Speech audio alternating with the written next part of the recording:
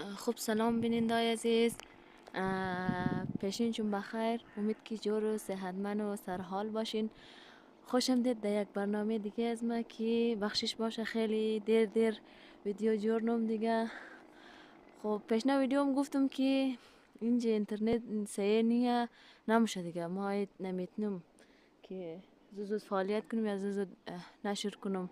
ویدیو خیلی زیاد جور کردم ولی نشر نمیشه دیگه، نیت نیه سیه نه. امزو خاطر بخشش میخوایم از تمامیشم دیگه.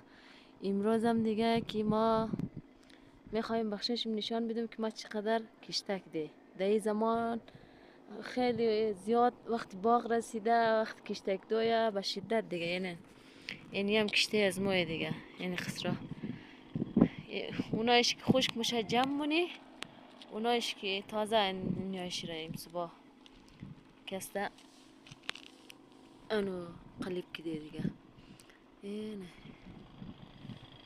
اینیشی هم کسته ما تیمای چشت قلیب کدم.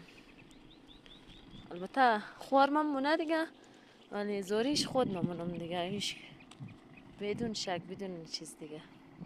او قص چیز نه کمک نه دیگه. مقصد کلیش مایه از گرمی واقعا چم دیگه. اون اغلار تو کن هر جای آنه دم صد درو کشتنه اونو خنی آخونه اونو قدر کشتک ده دیگه. اونو نوش خنی آبی بسم الله. این طرفش خیلی اون طرفش تو زیاد کشتک ده. اگرچه نم باغ از یا خیلی امسال زورتوی خیلی زیاده، این جمع کردن نمیتونه دیگه. بیچارگو کسته تقسیم کرده ده مردم ها دیده که باید بلدیخ جمع کرده زوگ دلای میشه.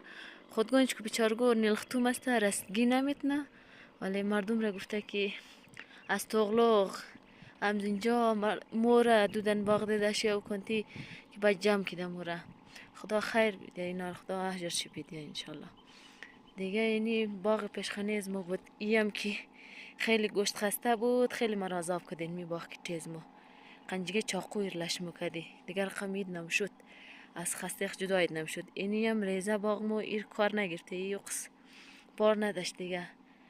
اینی میر چبوک خلاص دی که این می قدر مرا عذاب کرد دیگه. باغ از ما دیگه پیشخانه خلاص ده. یک گونو منده دیگه کمک، یک گونی منده بخشی خوردو دیگه خلاص ده دیگه. این قدر خسته شه. اینی خسته تلخه، اینیش هم شیرین چه و اینی هم تلخه. اینی هایشی هم نیم غرو دای کشته یک منی خلطک داتی ما اینجا گفته باید خوشکش نه دیگه. اینیم خسته شیریه دیگه.